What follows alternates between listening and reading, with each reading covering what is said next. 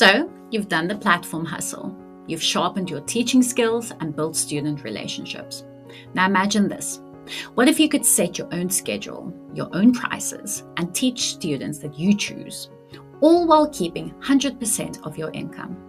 Welcome to the world of micro schools and private teaching, where you're not just a teacher, you're the boss. So what exactly is micro school or private student base? Micro school is a small, often online classroom where you teach a handful of students directly. This could be one-on-one or a small group. Private student base, your own list of students who you book directly with outside of a platform. This is used for South African teachers who want a long-term income, creating financial freedom and location flexibility, teaching students your way. For example, you can have 4 Korean high schoolers learning exam English, or one-on-one sessions with Brazilian professionals, or maybe a Saturday English club with some French students. So how do you find your first private students? Well, first you can try through your platform. Please note that you have to check your platform's T's and C's first. Sometimes they do not allow you to privately contact your students or to arrange private lessons with them. It could be considered very unethical. So before you contact any of your students on your current platform, please check with your platform first. If it's not allowed, there are other ways to get your students. We don't want to burn any bridges. So you can send them a message if it's allowed. You can send them a message and say that you are offering private lessons if they want to book directly or if they want to refer any friends.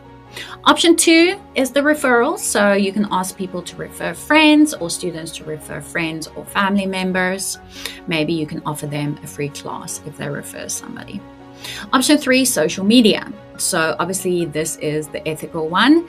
You're not going to burn any bridges with students or with platforms if you go this way, because you're gaining your own student base and your own followers. So you can go to TikTok, YouTube, Instagram Reels with English tips, little videos that you can share of you being a teacher, and always include a call to action. DM me to book a free trial, or book your free trial today, first lesson for free. Option 4, local networks. So you can post on Facebook groups. There are expat moms groups.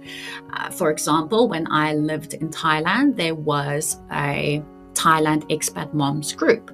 And this would be an excellent example of somewhere that you can post that you're offering private tutoring lessons.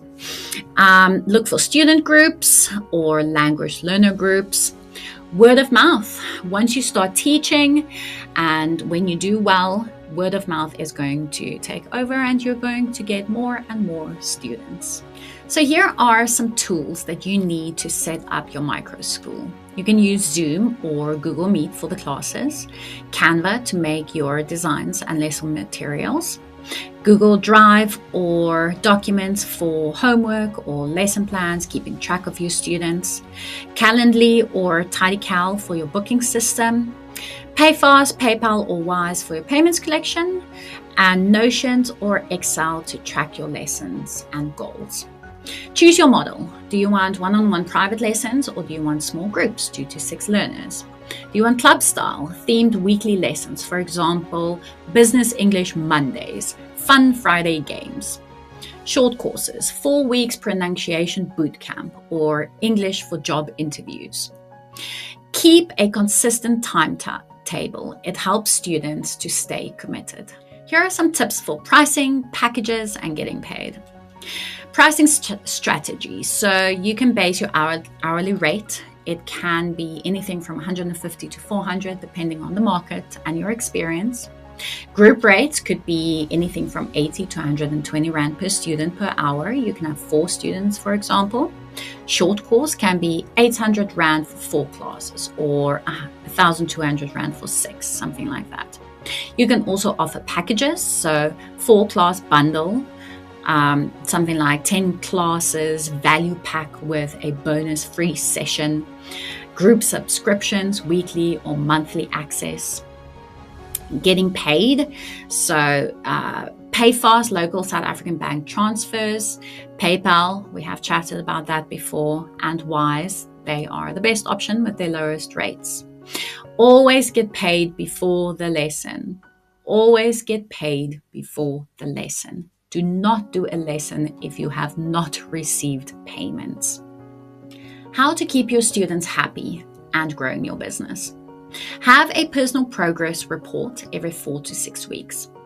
Surprise mini rewards. You can offer them a free game class or a grammar goodie bag PDF bundle. By the way, that's really easy to create on Canva. You can have regular check-ins on their goals, have a group chat or a newsletter with English tips. Growth tips. Create a referral program. Run occasional free workshops to attract new students. Collaborate with other teachers. Run co-taught classes or promote each other.